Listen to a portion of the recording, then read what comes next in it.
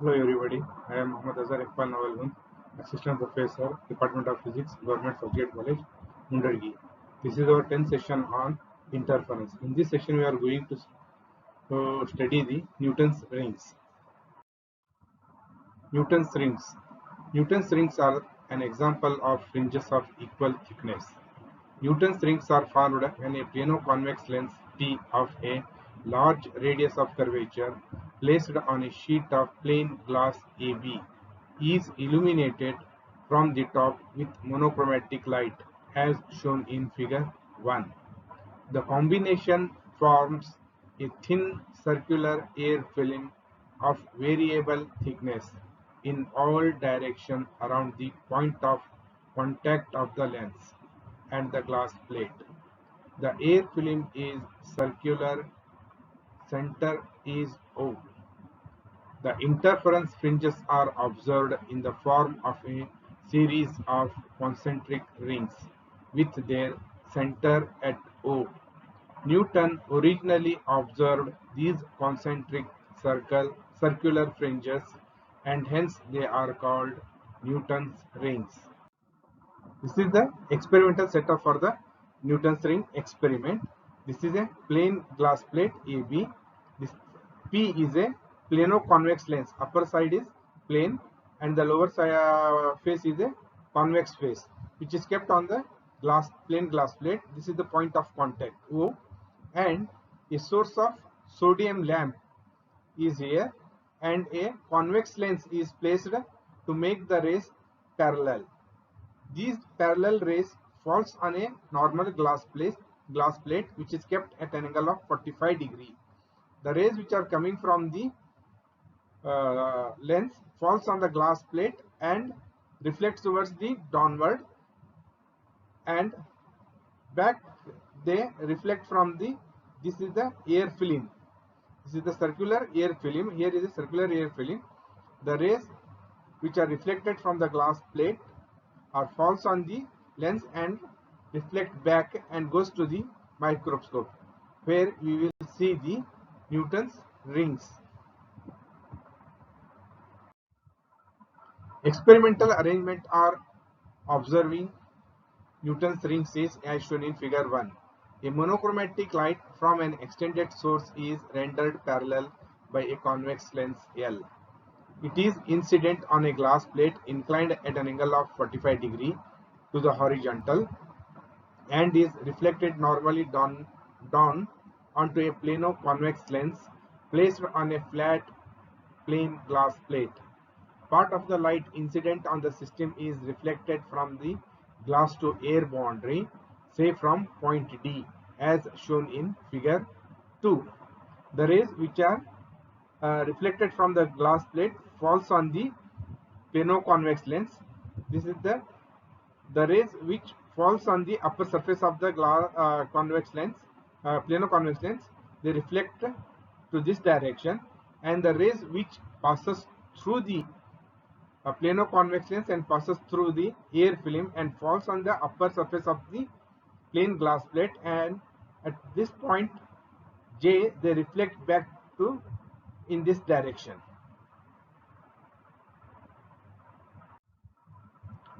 The remainder of the light is transmitted through the air film. It is again reflected from the air to glass boundary, say from point J. The two rays reflected from the top and bottom of the air film are divided through division of amplitude from the same incident ray CD and are therefore coherent.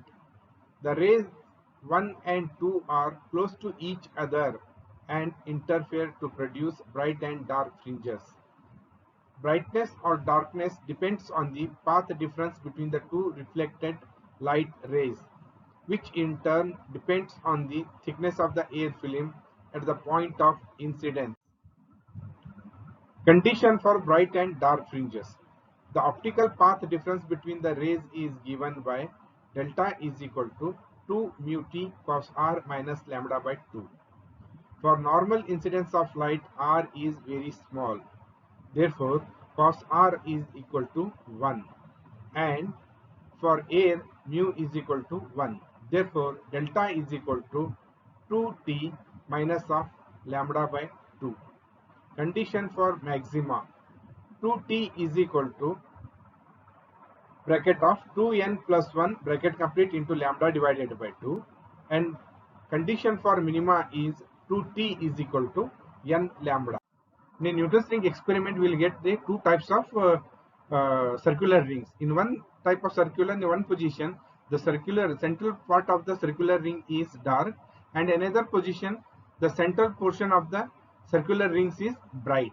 The central part is dark due to the reflected system, and the central part is bright due to the transmitted system. Theory of Newton's ring or radii of dark fringes. This is the radius of curvature of the lens. We have taken this plano-convex lens, and the radius of the radius is r.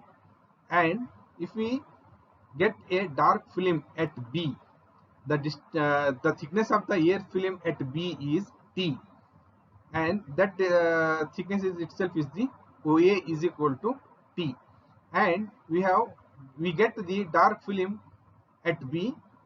From the center the distance is Rn, and A to C is R minus T, because O to C is R and the thickness OT is subtracted, R minus T. In figure, let R be the radius of curvature of the lens. Let a dark fringe be located at B. Let the thickness of the air film be B T, and OA is equal to T. Let the radius of the nth dark circular fringe at B be AB is equal to Rn. Since OC is equal to R, the distance AC is equal to R minus T. From the triangle ABC, we have, by Pythagoras theorem, R square is equal to Rn square plus bracket of R minus T bracket complete whole square, that is equal to Rn square plus R square minus of 2RT plus T square. Therefore, Rn square is equal to R square minus of R square plus 2RT minus of T square, plus R square minus R square get cancels. Therefore, Rn square is equal to 2RT minus of T square. As capital R is very much greater than T, thickness of the air film, then 2RT is also very much greater than T square. Therefore, Rn square is equal to 2RT. The condition for dark fringe at B is that 2T is equal to n lambda. Therefore, Rn square is equal to R into n lambda. Therefore, Rn is equal to square root of n lambda R. For the values of n is equal to 1, 2, 3, etc., when n is equal to 1, R1 is equal to square root of lambda R, or R1 is proportional to root 1. When n is equal to 2, R2 is equal to square root of 2 lambda R, or R2 is proportional to root 2. R3 is equal to, when n is equal to 3, R3 is equal to square root of 3 lambda R, or R3 is proportional to root 3, and so on. It means that the radii of the nth dark rings are proportional to under root of the natural numbers. That implies Rn is proportional to square root of n lambda. Thus, the radii of the nth dark ring is proportional to under root of wavelength. Diameter of the ring. Diameter of the nth dark fringe dn is equal to 2Rn, that is equal to 2 into square root of n lambda R, where n is equal to 1, 2, 3, etc. Spacing between fringes. The diameter of the dark fringes are proportional to the square roots of the natural numbers. D1 is equal to 2, when n is equal to 1, D1 is equal to 2 square root of lambda R, that is equal to 2 into 1 into square root of lambda R. When n is equal to 2, D2 is equal to 2 into square root of 2 lambda R, that is equal to 2 into 1.44 into square root of lambda R. When n is equal to 3, d3 is equal to 2 into square root of 3 lambda r, that is equal to 2 into 1.7 into square root of lambda r. When n is equal to 4, d4 is equal to 2 into square root of 4 lambda r, that is equal to 2 into 2 into square root of lambda r, and so on. In this session, we have seen that studied the Newton's rings. Optical path difference between the rays is given by delta is equal to 2 mu t cos r minus lambda by 2, and the condition for maxima in Newton's ring is 2t is equal to bracket of 2n plus 1 bracket complete into lambda divided by 2. Condition for minima in Newton's ring is 2t is equal to n lambda, and radii of the nth dark ring is given by Rn is equal to square root of n lambda r.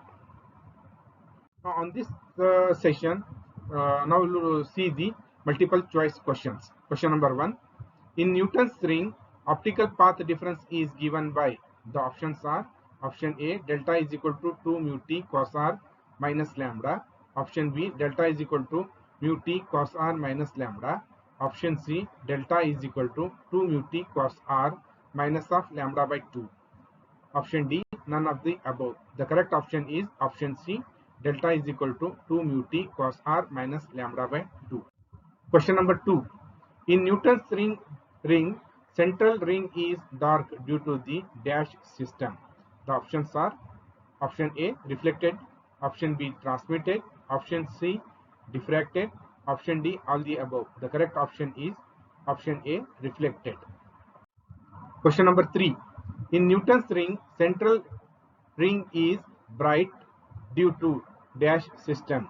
Option A, reflected; option B, transmitted; option C, diffracted; option D, all the above. The correct option is option B, transmitted. Question number 4.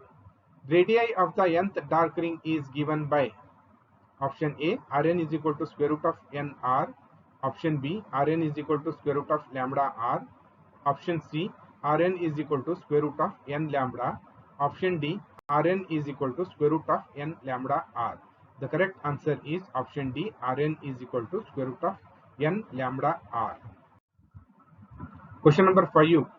Condition for maxima in Newton's ring is: option A, T is equal to bracket of 2n plus 1 bracket complete into lambda; option B, 2t is equal to bracket of 2n plus 1 bracket complete into lambda divided by 2; option C, 2t is equal to bracket of 2n plus 1 bracket complete into lambda; option D, 2t is equal to bracket of n plus 1 bracket complete into lambda. The correct option is option B, 2t is equal to bracket of 2n plus 1 bracket complete into lambda divided by 2.